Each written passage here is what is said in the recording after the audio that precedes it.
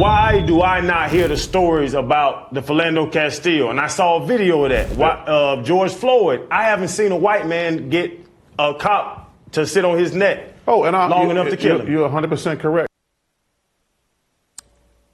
Actually, he's not 100% correct.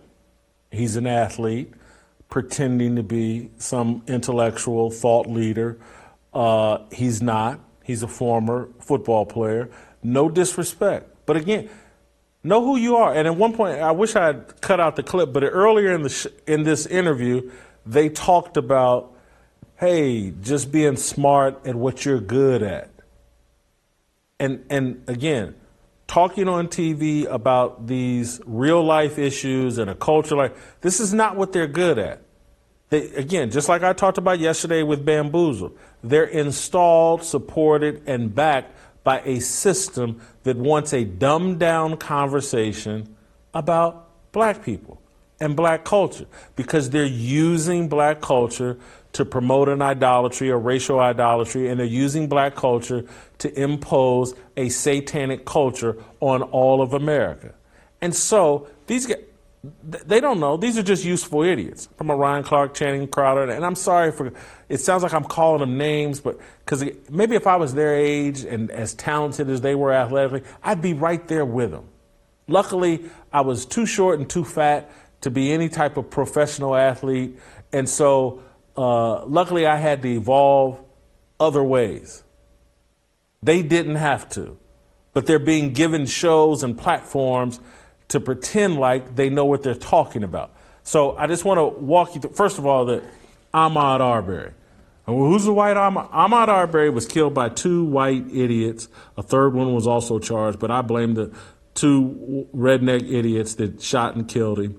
They weren't law enforcement. They were wannabe cops. So two white idiots get in a little neighborhood dispute with Ahmaud Arbery and kill him, and they go to prison for it. Ethan Lyman, the white kid killed outside LeBron James's high school, killed by, I believe, 3 or 4 black idiots.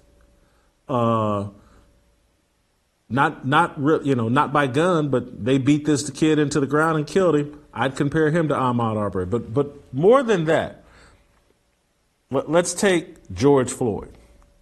And this information has been out there, it's been written about, it's been talked about. But again, these are athletes, they're in place because they are uninformed. Tony Timpa. Tony Timpa.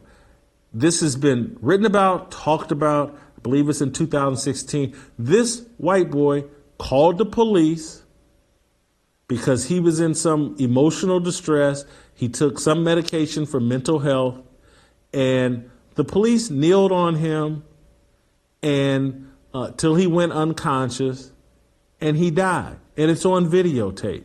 And it's on videotape of the police laughing and joking as Tony Timpa died.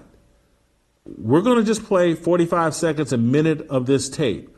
But the information, Timpa is spelled Timpa, if you want to go look it up. Tony, go look it up. But we'll play a little of the clip. Made breakfast, scrambled eggs, your favorite. With waffles. Waffles. Fruity, tutti, fruity waffles. I think he's out cold now. Yeah, he's might wake up. I don't know, he just got quiet. All of a sudden, just bloop. The dark kid? Oh, there he comes.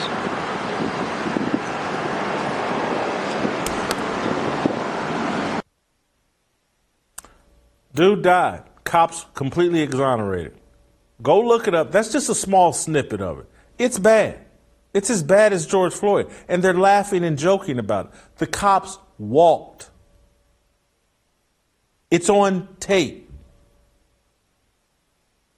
Just like George Floyd, Tony Timpa put some drugs into his system and his medication. I think he had been using cocaine. Walked. Derek Chauvin's in prison, probably for the rest of his life. Those cops walked. This information's been out there for years. The video's been out there for years, but the media doesn't pay attention to it.